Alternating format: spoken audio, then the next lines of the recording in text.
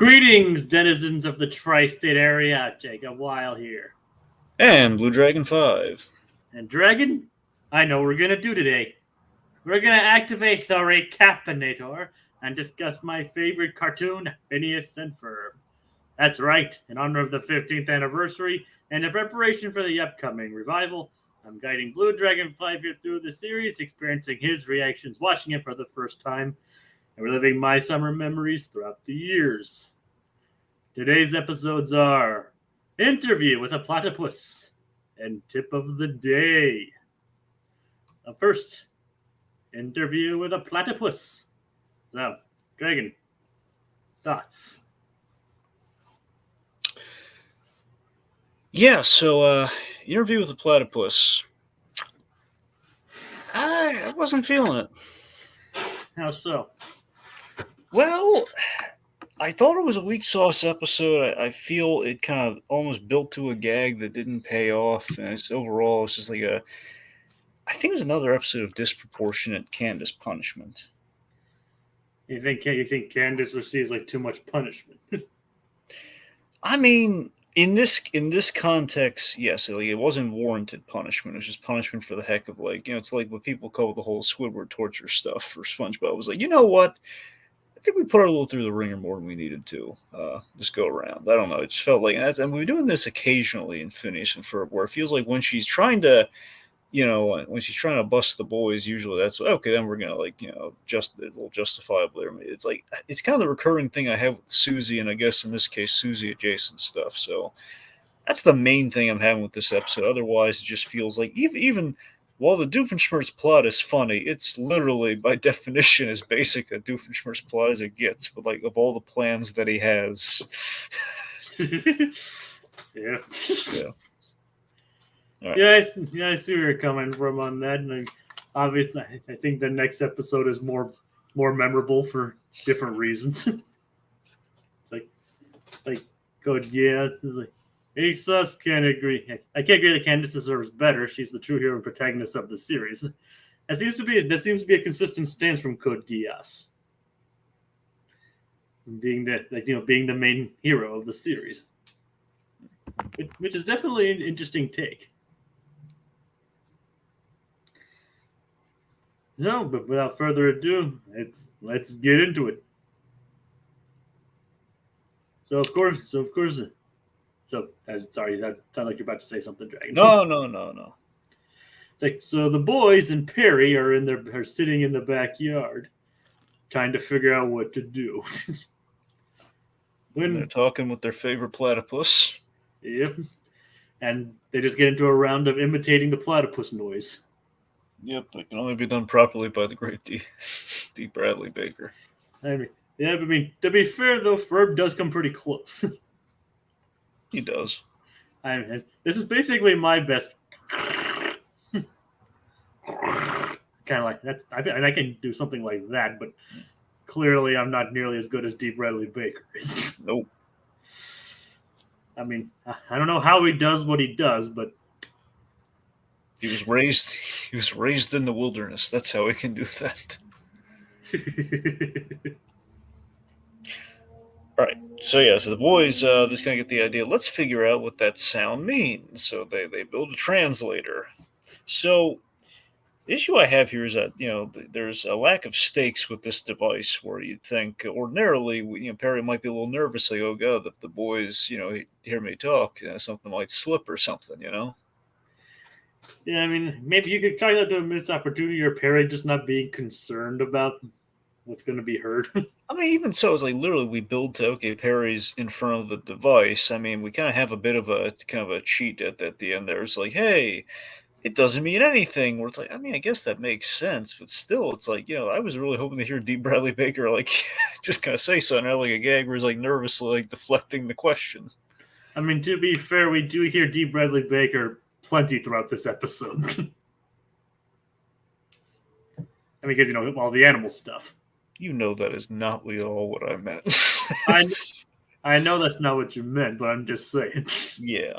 But I'm just saying, technically, we do hear him throughout the episode. Yeah. Anyway. He's basically their resident Frank Welker. Yeah. who sadly never made a guest appearance in this show. Now that I think about it, he was never in this show. But go on. All right, so let's check in on Candace. And Candace is talking with Stacy again, and she hasn't heard from Jeremy in a couple days. Like it's like, and she's basically saying like, I'm not waiting for like a Prince Charming or anything, but a phone call would be nice. And young love, right, Dragon? Yep, very true. So speaking of which, we have again we have more of her obsession artwork with the Prince Charming little cutout picture thing of her and Jeremy. Oh yeah. Candace gets a very. Although to be fair, it is more innocuous than some of the other stuff that's been shown. Well, that's true. But still the makings of a serial killer potentially. And well, it's not like she has a picture of. It's not like it's the picture of him on a teddy bear that she's sleeping next to it. That's true. That is a lot more problematic. Instead, here it's more like Penelope from the Amanda Show. I mean, to be fair, this is something that Helga from Hey Arnold could have done. We just didn't see it. Yep. So Candace gets an invite, very casual invite, to play video games with Jeremy, and she's predicting, like Susie's there and everything, predicting that she's going to get in the middle of things. But no, Susie's like was it grandma's house or something like that? Yeah. Yeah, Susie's at a friend's house or something. Susie's not there, so Candace is like there instantaneously, and like video games. Yeah, Susie's not there, but something else is there. Here's a logic question for you. Yeah. So Susie's dog is in the episode. Now, to my knowledge, rewatching the episode, we didn't name this freaking dog, did we? I don't think we did. Just Susie's dog. Yeah, it's essentially just Susie's dog. Jacob. Yeah. Throw up that banner crawl. The message. Yes, the message. Throw up the message. Dan, Swampy, guys, who screwed up in the writer's room on this? Who was like, we're just gonna call it Susie's dog? It's like, well, just Susie's dog, really? It's like, guys, we couldn't come up with anything better. We couldn't like Fido or Puff or something. Nothing. Oh, Puff is Sugar Mama's dog. I know, that's what I was kind of circling around, like, here's some of the examples. It's like, guys, really, we got nothing. It's just the fact that, like, hey, here's this dog which got a central role in, like, hey, bad dog sort of thing, where we would usually call it by a cutesy name. It's just Susie's dog.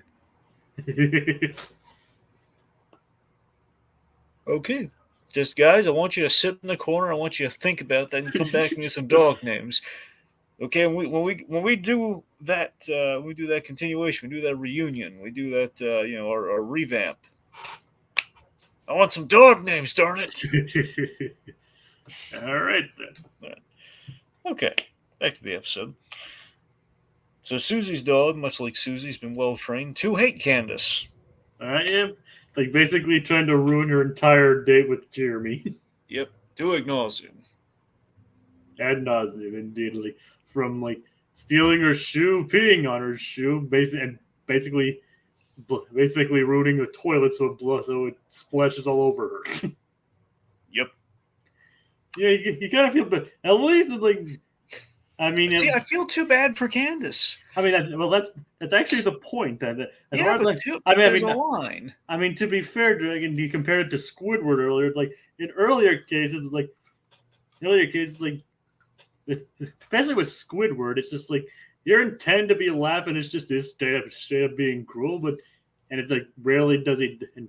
I mean, I'll admit in early episodes he really did deserve it. That's the thing, Jacob. It was built upon the foundation that Squidward's always in a bad mood, and he's always like putting a damper on SpongeBob's thing, or he's always just very much and like, it's not a thing that's intended to hurt Squidward, but to he kind of goes a little south. Versus later SpongeBob, where we kind of went off the reservation there, but let's not dwell on that.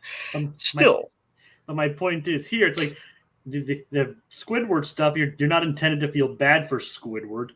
even though you actually do. But here, you are intended to feel bad for Candace. That's just my perspective, anyway. Maybe, I don't know.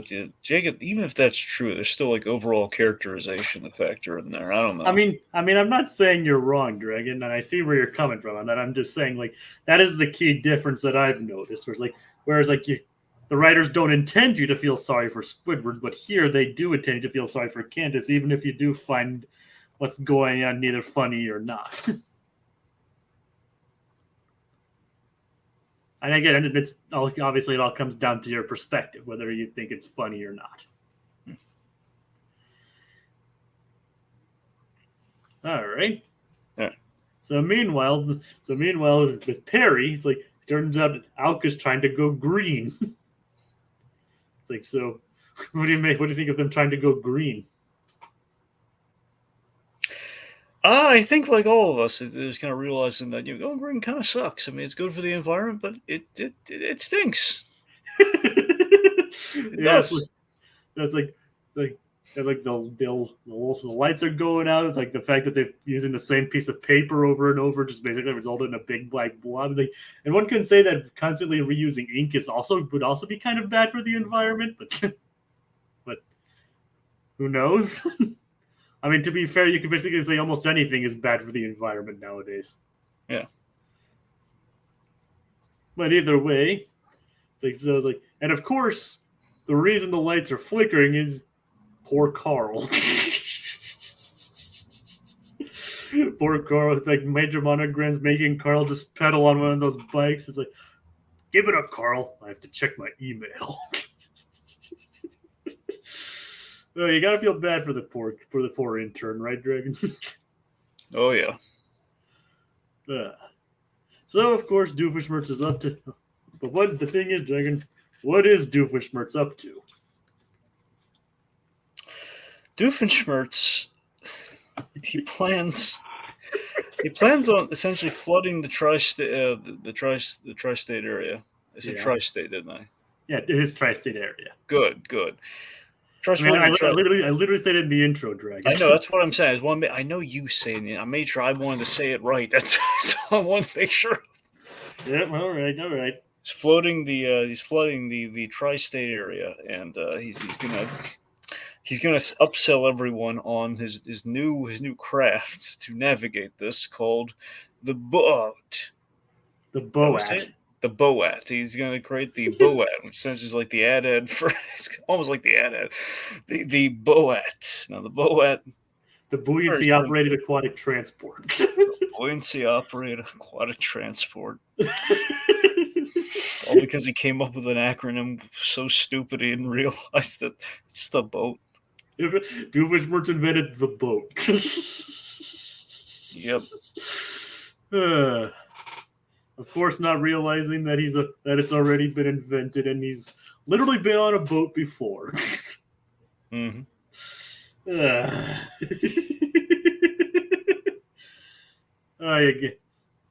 Of course, things don't go well for him there. And of course, even it's like so. What do you want? So, do you want to talk about the boys' invention next, or? Yeah, so the boys, they have this translator, which basically allows them to communicate with. Perry pulls the disappearing act, so the whole purpose behind this thing's kind of gone. But they have to talk to all the pets in the neighborhood, and also apparently other animals, like even wild animals that come by and like this bird that wanted worms. Now, Jacob, I meant to ask you this research-wise, but I wonder if you have it on hand. The squirrel, was the squirrel a familiar voice? Yeah, the squirrel is Tom Kenny. Oh, really? Yeah, I believe so. Like, he's listed in as additional voices. You know who I thought the squirrel was? Who? Chris Sanders. Yeah, he's not in this. You mean the guy who did Lilo and Stitch, right? Yeah. Yeah, he wasn't involved in this. Sounds a lot like him, though, doesn't it? Kind of. Okay. But it wasn't him. Okay. I think he might have already been gone from Disney at this point. Well, I mean, still, he did come back off and on to the voice Stitch and all the media. He still always voiced them, except for I guess technically except the Japanese version, but I mean, and the English dubs that exist, he didn't come back for those either. Mm. But every other time they needed him, he did come back. Yeah. But he wasn't in this. Or let's see. So we have it's the idea they're kind of like communicating the pets' desires to their owners and everything, like the vacuum complaints gag. It's like, let it out. You get a lot of complaints about the vacuum. So yeah, basically, Phineas was acting kind of like the animal therapist in that scene. Pretty much. Which, to be fair, would actually be a pretty good use for that thing, animal therapy. It would. It would indeed. All right, let's see. So, I know you're not an animal guy, Dragon, but I think deep down is another reason I'm like with this Candace thing is like, you know what? Candace is an animal person. I don't blame her seeing how this dog's treating her. And it's we have this game. She uses voices like, "Oh, I hate animals," and in front of all the animals, and they all chase after her. It's like it's a bit of a leap for me. It's like she's being chased by a horde of animals after having an understandably bad day with one. It's like it's disproportionate. I see your come from, even though the song and juxtaposition of that is I still find very funny. Sure.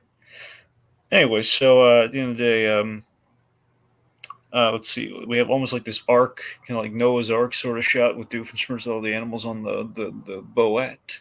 The boat, yes. Let's see. It's like where Doofenshmirtz is trapped Perry in a half bitten off shark cage because he got like a half off at a shark supply store because it was half off, literally. All of it. Yep, shark bit half of it off. Yeah. Yep. I wouldn't. Hopefully, there's nobody inside that cage when it was bitten. But either way. So let's see. He had forgotten that Perry was a semi-aquatic mammal, and was able to easily catch up with him. So what saves the day, Jacob? What acronym saves the day? The moat. Metropolitan Oval Aquatic Trench. Yep.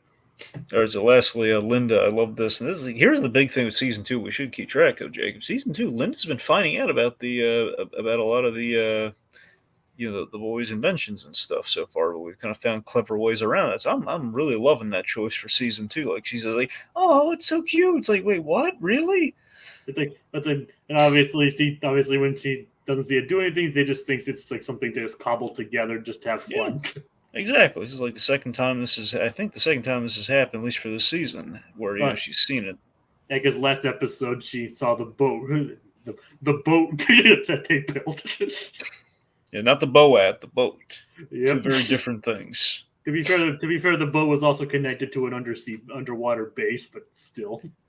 Yeah, but at that moment, it was just a boat, though. Yes. Anyway, so she and then basically she has this really nice moment where she's like, "Yeah, I know what he's saying." He says, "You guys are the best. Like, that's all you need to know." And that is cute and that's nice. And then we give Candace the slipper shoe thing. And of course, like even then she's like, "Mom, animals hate me." Like, don't be ridiculous, Candace. Perry likes you. Yep. Which, to be fair, at that moment probably isn't very comforting. Nope. But then when the dam broke, the literal dam breaks, that Doofenshmirtz exploded. Like all the animals are washed away. She's like, "Oh, well, never mind." So basically, and then when Jeremy brought back the shoe that the dog stole, he put it back on her foot. Basically, things did turn out well for Candace in this episode at the end.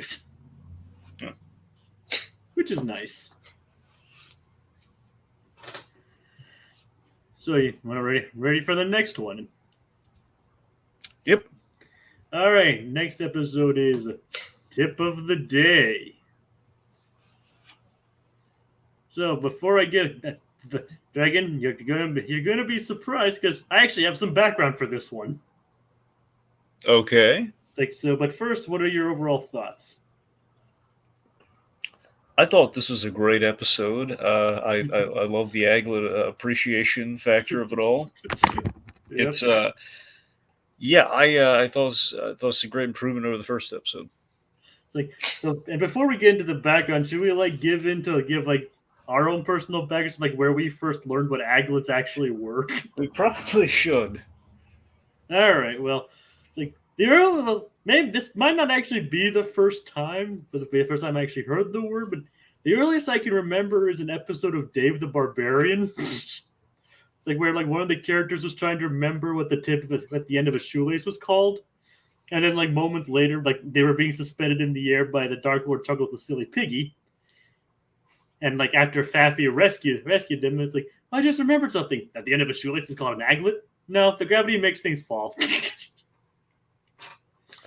But so that's the earliest instance I remember what an aglet was. So we both have animated connections to the aglet, which manifests himself in a whole aglet episode here. But for me, my introduction to the aglet was quite funny.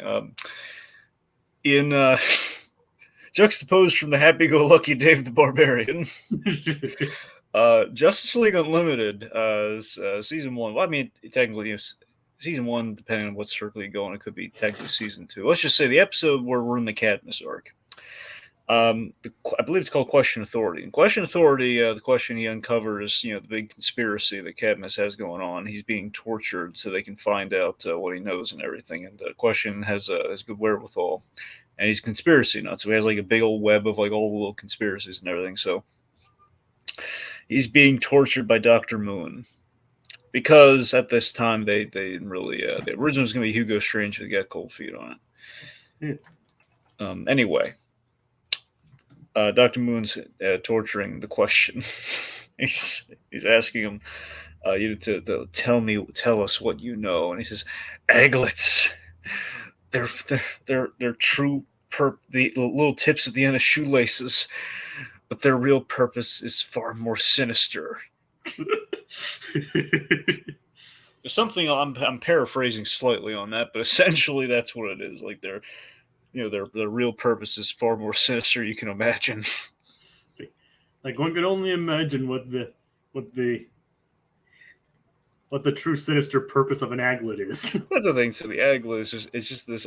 It's always stuck with me. Like every time I think of an aglet, I always think of the Question talking about the aglet. The funny thing is, like the whole sinister thing is, it actually kind of ties into what the original background for this episode was going to be. It's like apparently, like Dan actually within the last year or so actually uploaded a video, like a short video on YouTube describing how this episode came into being. And it's like during a brainstorming session, like somebody thought of the fact that nobody knows what a shoelace tip is called. Like Dan revealed that he knew and that it's called an aglet, and that's what Phineas and Ferb should do, to raise aglet awareness. The writing team of John Colton Barry and Pierre Peluso said that they'd come up with a story for that idea. After a week, they pitched Dan the story idea it was basically like a Da Vinci Code conspiracy idea to keep the word aglet a secret. So basically, Dan shot down that idea, saying like it's nothing like that. It's just like a word that exists that nobody's ever used. They just need to raise awareness for it. So, and the two are like, well, then it doesn't matter. Dan was like, exactly, and that's what Candace's point of view should be. And that's basically how the episode came into being. So it's like, funnily enough, it kind of does tie into the whole what the Question was talking about, and what you were just talking about. Yep. What do you make of that? That's crazy. It is. Like, can you imagine if they had gone that route? That would only be even crazier. Yeah. Although to be fair, I can see why they didn't go with that one. Would have been too out there even for this kind of show. What do you think? Quite possibly. Yep. Unfortunately, that's all that I could find regarding the background for this episode, but it's more than what I find for other ones. So that's true. All right, so breaking the episode down, Lawrence is doing a crossword. And I thought this was so cute, Linda and Lawrence, doing crosswords together. Oh yeah. It is. I just love their relationship overall. Yeah. It's like the tip of an umbrella is the ferrule, the tip of an elbow, the Ulcranon. And even Linda doesn't know what the end of a shoelace is called. She knows the umbrella and elbow, but not the shoelace. I mean, I guess that could be fair. What do you think? I think so. This the gag being like seriously. I think everyone's like hard pressed to remember what the tips of the shoelace are called. So I don't know. I kind of buy it. Now, bear in mind her knowing the exact name of the tip of the elbow. Yeah, I mean that's man. She really knows her stuff. But no one knows what an aglet is. Yeah. And It's of a course, Baljeet. of course, Candace has like the pragmatic solution. Just look it up on the computer. Yeah. Even then, circa 2000 was 2008. Around 2008, 2009. Yeah, technically the episode did premiere in 2009. Circa 2009, we still have a big wealth of information on that box. Oh yeah, internet wasn't nearly as fast then, but it was still there. Yeah. So anyway, so Back then, Netflix was still basically just DVDs. yeah, Wait, wasn't it just DVDs at that point, or when did it become yeah. when did it become an actual streaming service? I want to say 2015 or 2014. Huh, all right. Smart Money is 2015 because that's when we had Daredevil and everything. But oh wait, you know what? Actually, wait. It was before 2015 because she had House of Cards. So let's say it's probably 2014, maybe 2013. That's as early as it possibly could have been. It wasn't in prominence, but it was starting because you had like House of Cards was like the flagship show originally for Yeah, Netflix. That was, I think, their first streamed show. and that's when it became. And that's when it became. And that's when it became its like original content. Yeah, that's the thing. You had like House of Cards was like the first original thing that they did that also streamed, and then as it kind of went on, you had your other shows. So And I just checked. Apparently, the streaming part launched in 2007. really, Yeah, apparently it didn't start producing its own original content until much later. oh, okay, that must be what I'm thinking of more so then. Okay, I didn't know they were streaming that early on. I didn't know. Yeah, I mean, neither even then it's probably not as big as obviously it's not as wasn't as big and widespread as it is now. That's the thing. Everyone tuned in 2015 for Daredevil, so that's kind of that's when it really took off. And Netflix was a big. I mean, yeah, Marvel Daredevil was a big deal. It was. Yep, and now it's coming back soon. Yeah, well, it will be back. It's just a question, well, how long? But yeah. Yeah.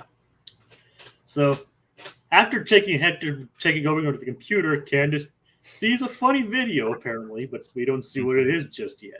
Not yet. We go to Baljeet to find out the useless. We consult one of his many volumes of useless shoelace facts, Volume 8. I actually counted like the background. There's 13 volumes.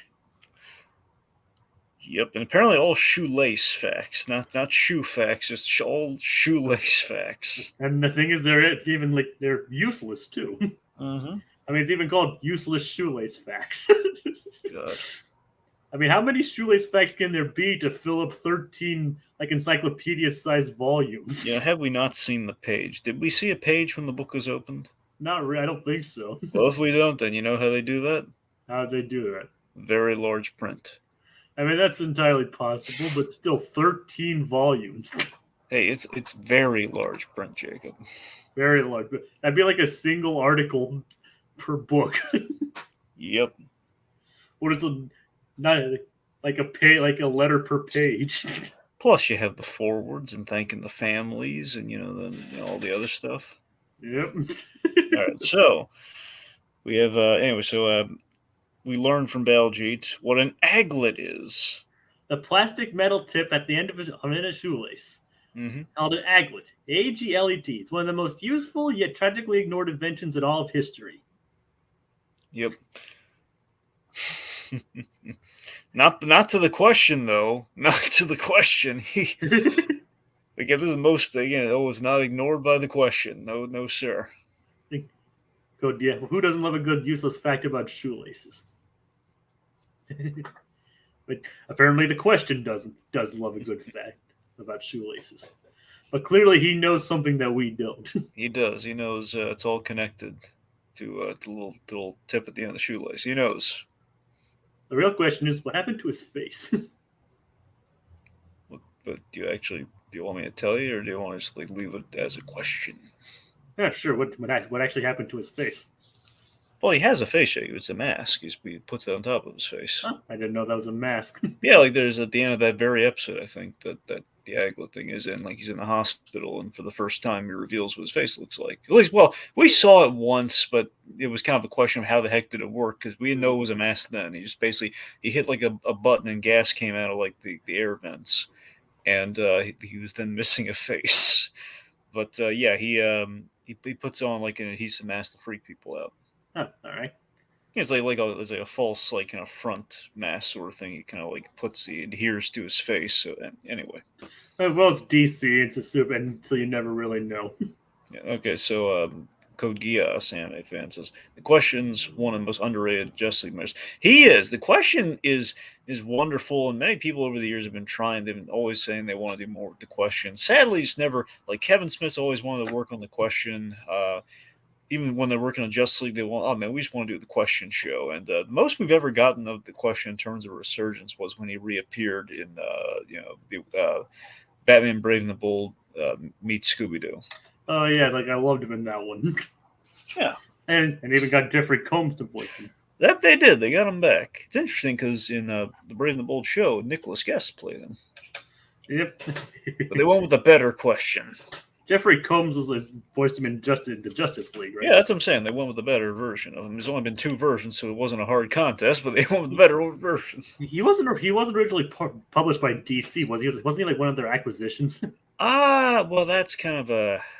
Or is he like part of an offshoot or something? Well, essentially what happened, if memory serves, I hope I'm getting the name right here, there was a character by the name of Mr. A. Mr. A essentially was like a prototype for the question. So they kind of refurbished him into the question, and the question was, I have to double check because I'm pretty sure the name was Mr. A, which then became the question, which then became Rorschach. I mean, the most I know about it is that he was created by Steve Ditko. That's the thing. Basically, so the Mr. A, I believe the Mr. A iteration was essentially what was the basis for Rorschach, and Steve Ditko kind of conceptualized the question from there, which then kind of turned into the whole. I want to say it was the main jumping off point for Rorschach, and then basically it took off on its own, and started with Steve Ditko, then went to Denny O'Neil, and they really made the question their own. Apparently, he first appeared in Charlton Comics. So. Yeah, that's the thing. So they were an acquisition. That's the thing. So the basis of the question is what you're looking up right now. Does it say the question or does it say Mr. A? The question. So it says the question. Okay. Yeah, he first appeared in Charlton Comics, and it seems like they were part of the acquisition. Okay, so I guess he was fully formed because there's some weird permutation of the question that is like Mr. A from that era. But the point being is the question was the Charlton Comics acquisition that was the basis for Rorschach and Watchmen. So there you go. All right, we should probably get back to the episode though. Yes. So Aglet U2. It's a shoelace. It's called an aglet. Wonder why nobody knows. Like, I'll tell you why. Because it doesn't matter. It's like you can live a long, happy life without knowing the tip of a shoelace is called. He's like, so basically that is Candace's whole thing throughout this. She doesn't know and she doesn't care what an aglet is called. She just can't get it for the life of her. Nope. So Candace is just plain can't remember. Such a great premise for an episode. The fact that we're giving the aglet its due. Exactly. It's like this is funnily enough, it's become like a very well-known episode, especially like through the song at the end and everything. All right, so let's talk about the Doofenshmirtz plot. It's like Monica goes like, hey, Doofenshmirtz has crippled the entire internet by spreading a viral video. Like, watch carefully. I love this. I love the. I'm sorry, go on. You on? What you're about to see may be the masterstroke of an evil genius, which distracted us with smaller schemes while secretly moving us to checkmate. I love that idea so much. And there's a gritty reboot version. That's what this absolutely was in real life. The plan. It's like, you want to do the gritty reboot, or is that just it? Well, yeah, sure. So hold off on the gritty reboot just for a moment here. Let's talk about it, and then we'll get into the gritty reboot. It's like what we see is probably something that is completely unexpected. You see a younger Doofenshmirtz roller skating in his underwear, with a cape. And a cape, yes. Like, I am a superstar. And then he crash lands into a toilet. Head Yep. first into a toilet. I love. It won't stop flushing. So as this is going on, we see this adorable parrot platypus cracks this smile because he can't outright laugh, but he has this smile. And Monogram saying, "It's not funny, Agent P." It's like Agent P. This is no laughing matter. It's no laughing matter. Meanwhile, Carl's laughing, having a laughing fit. It won't stop flushing. Carl, I told you, there's nothing funny about a man in his underwear skating into a toilet.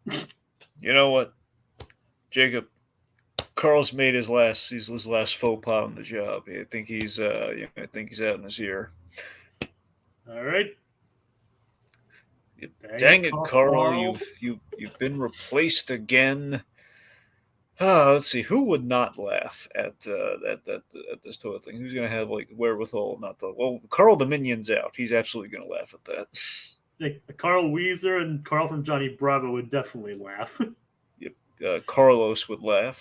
Like, I have a feeling Carl Fredrickson would just maybe at the end he would probably like give a light chuckle. Yeah, Carl Moss would probably give it a laugh. Carl Carlson would give it a laugh. My guess is from what I've seen is the Carl from Aqua Teen Hunger Force. I don't know though. Carl Beaumont, I don't think would smile. Would laugh. There you go. And Carl, I think Carl Beaumont and Carl Combat Carl probably be taken straight. Yeah, they wouldn't see it as a laughing matter. Yeah. All right.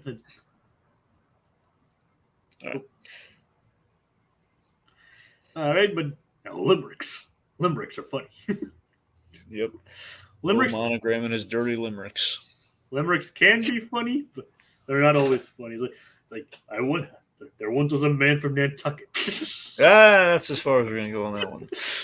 There's innocent versions of there once was a man from Nantucket. Get out of here! Really? There's an innocent version of that? I mean, yeah, the original version was innocent. It's like man from Nantucket. Let's see. He had a thumb and he sucked it. Something like that. Like apparently the original one was like there was a young man from Nantucket who went down a well in a bucket. The last word he spoke before the rope. Well, you bugger and stuck it. Something like that. I don't know. But yeah, there would obviously they realized that. Obviously, other people realized the versatility of Nantucket. So I still think Monogram would laugh at that, but the Nantucket jokes. Anyway. So it turns out the aglet has a surprising fan. Yeah, yes it does. Buford. So this, I think, is one of the funniest. It's probably my favorite gag in the whole episode. So we have these aglet awareness ribbons already as a funny joke, like making fun of Kabbalah and stuff, like little shoelace tie around your finger, and Baljeet's like calling out how ridiculous this is, and I'm Buford wearing an I Heart Aglets shirt. If you diss aglets one more time, I'll fry your head so bad it won't fit through your shirt hole. I love this joke for so many reasons. One, just the fact that Buford's so staunchly a defender of the aglets. Two, the fact he's wearing that I Heart Aglet shirt. And three is the fact that his threat is essentially the purpose of the aglet. Exactly. I love all of that. It's just perfect. And of course, Buford just like it shows up. Kind of like is highlighting the hidden depths of Buford. Once again, like you think he of all people wouldn't care what an aglet is, but it turns out he's like the staunchest believer of the aglet. Yep. So we're at the mall and we're spreading awareness of the aglet. And we have a very Dexter's Lab-esque joke, very much the whole omelette du fromage. Omelette du fromage. Omelette du fromage. Even though technically it would be omelette au fromage. But admittedly, omelette du fromage sounds much funnier. Omelette du fromage. Omelette du fromage. Omelette du fromage. And the fact I just still love the fact that Dexter achieved world peace by just saying omelette du fromage. We gotta try the next peace talk. Yep, just like next time there's a UN summit, just walk up to the stand and say, "Omelette du Next fromage." time a guy says, I'm going to bomb this side of the world, says, hey, Omelette omelette du du fromage. fromage. He's like, what was I thinking? There's It's like like they have like the French guy in there. It's like, I don't know, I don't get it. Why is everyone bowing down to this? Why is everyone calming down? like eggs with cheese. Is what that means? Yep. Omelette du fromage. Omelette du fromage. You gotta wonder if Gendy is just like thinking, man, I'm hungry. Wait a minute. I'm gonna write that in the episode. Omelette au fromage. Omelette du fromage. But explain how it is like an omelette du fromage joke. Well, it's the fact that we have this guy who basically says aglet, and he's like his high school sweetheart. Says, of course I'll marry. He says aglet, and the boss says, "You're getting that promotion." Aglet is he grows hair suddenly. So like a random guy's just gonna walk. A blind man is walking by. Aglet, I got my hearing back. I love that it's an achievable goal for the blind man. Getting his sight back, that would have been too ridiculous. Getting his hearing back, though, Yeah, that is nice. that works. So it turns out the key to world salvation is cheese omelets and shoelaces. See, sometimes we overcomplicate things with money, Jacob. Yep. It turns out the solution was aglets and omelets. Takes me back to that Ra's al Ghul episode from Batman the Animated Series. Yeah. You know, the whole rainforest thing. You know, the whole like, you in the upper class have much to answer for. Bruce Wayne donates millions of dollars, billions of dollars to the rainforest. And, what does that money? What does that money accomplish? I mean, does that money solve this problem? It's the fact that it's like, yeah, you just throw money at it. It's not really doing anything. Sometimes you don't need to throw money at things. Sometimes you need, sometimes you need to active solutions. Sometimes you need dress up as a bat. Well, sometimes, yeah, sometimes you need the equivalent of pocket lint. Sometimes you need sometimes you need shoelaces, and you need omelets and cheese. Omelets and cheese, yes. Omelette du fromage. Du fromage. Du fromage. Speaking of which, Yeah. so Heinzie, Heinz ketchup with that omelette du fromage. Doofenshmirtz, his plot. By the way, I love how Perry infiltrates his lair when he's like in the awesome bubble that kind of burns through the thing. Yeah, he Halo jumps out of a plane for some reason. Because it's cool, Jacob. Well, yeah. I mean, I'm not gonna. Well, yeah, because it's cool. And he coats himself in a bubble which melts through the window.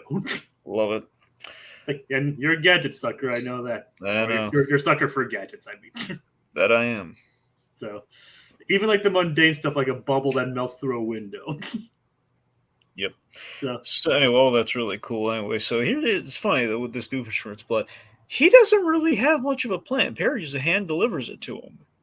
It's like, did you ever have an old box of junk that's been sitting in the attic forever? And I bet I could just get rid of this whole box and my life would go on completely unaffected by the loss of whatever would be inside. Like, for instance, an old forgotten videotape made in high school. Always look in the box, Perry the Platypus. All right, so here's where we get into the gritty reboot.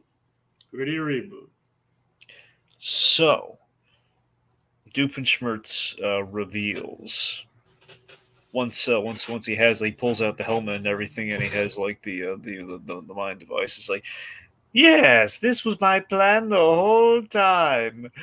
I kept giving you little victories, piece by piece by piece, and you literally hand delivered me everything I need to conquer the world.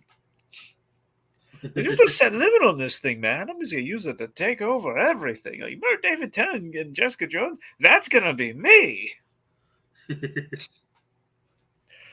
Just the idea that Doofenshmirtz was absolutely intentional. Like, oh god, here's something more horrifying here. Okay, what if it was like, it's like, this isn't even my real voice. This is my real voice, Perry the Platypus. I knew it was you the whole time. You think I fell for that stupid hat trick? think he's like maniacal laugh and everything, and Perry's like, "Oh God, what do I do?" He's like, "Oh yeah, by the way, one other thing, I've been taking it easy on you all this time." He just hits a button and he like crush. He stuffs him, taxidermies him on the wall, puts a hat on him. Vanessa comes in, and is like, "Hey, Dad, where's your funny accent? And what's that platypus doing on the wall? Did you buy a stuffed platypus?" No. Man, this is just getting more and more dark. Yeah. Oh, thank you. Oh, you want to know how it gets worse? How does it get worse? He uses the device on Charlene to like, "I've made so many mistakes in my life. I'm going to remarry you." Oh, good. See, Vanessa, we can be a family again. Vanessa. Yep. All right. So yeah, none of that's ever going to happen. So, let's see. Yeah. So point being, they take. Tell me what happens. Well, after are you talking about like with Doofenshmirtz? Yeah, I mean with the plan with the device. Like, tell them exactly how it works. Well, basically after what happens, like, Doofenshmirtz first off he demonstrates what Perry to Perry what's going on. He's like, this video's ruining my life. I can't even go outside my lair and look. It's that idiot from the video. I was like, and that's just my kitchen. The question is, what are people doing in his kitchen? Well, making sandwiches, Jacob, or omelette du fromage. That is true. But the plan is like to use the universal delete button that Perry provided him, and basically use his read my mind-inator to erase all of the video off the internet and the minds of everyone in the tri-state area. Now, admittedly, this is a bit of a rehash from a previous Doofenshmirtz plot. We had something a little similar, slightly, to the kitten thing, where he saved the kitten and he wanted everyone to forget about it. Yeah, that is kind of similar, but in this case, it's just like actually both cases are just like in completely innocuous things. Like, oh, like I can't, like he saved a kitten and now like he's a internet embarrassment. Literally, Alka just kind of hand delivers him something in relation to this, like, "Hey, bring him to our side," or like, "Hey, fix his problems for him." It's like, well, the thing is, they thought he would. Well, to be fair, they thought he was like doing it on purpose. Yeah, exactly, which is really funny. It's kind of, if you think about it, it's kind of a reversal because in the cat one, they thought he was doing it on purpose when it was an accident. Here, it's backwards. Oh yeah. It's like where it's like always look in the box, Perry the Platypus. Yep. Okay. Anyway, so the read my mind. I love I love the conceit that he's like just plugs it in and like he's kind of fusing the two devices and everything. That's really good. Meanwhile, the big aglet concert is going on. Aglet aid. He's making a little reference to Live Aid for the kids. Yeah, for the kids. Yeah, for the kids, Jacob. Like the kids probably wouldn't know what aglet aid is or even Live Aid is unless their parents explained it to them. Well, yes. You see, long ago we didn't know what aglets were, and we wanted to spread awareness. It was the most serious issue that was gripping us in the '80s, so we wanted to make sure everyone knew what an aglet was. Oh yeah, for sure. There was no other thing that began with an A. It was so seriously going on at that time. We needed to focus on the aglet. Okay, the aglet got nothing. It's always the shoe. It's women's shoes got like all the publicity, but never the aglet. The aglet was just like like Kaputski, nothing. And then they had a concept about women's pants pockets. Yep. So Live Aid was obviously a thing, which should we talk about right now or not? Let's just say it's very famous specifically for its performance from Freddie Mercury. Yeah. And Queen. Yeah, yeah. It's the good part of the Bohemian Rhapsody movie. Are you saying that as if you didn't like the rest of Bohemian Rhapsody? Okay, I'm gonna be clear. I personally, I like the movie. I think a lot of people are harsh on it because it's a little like Cradle.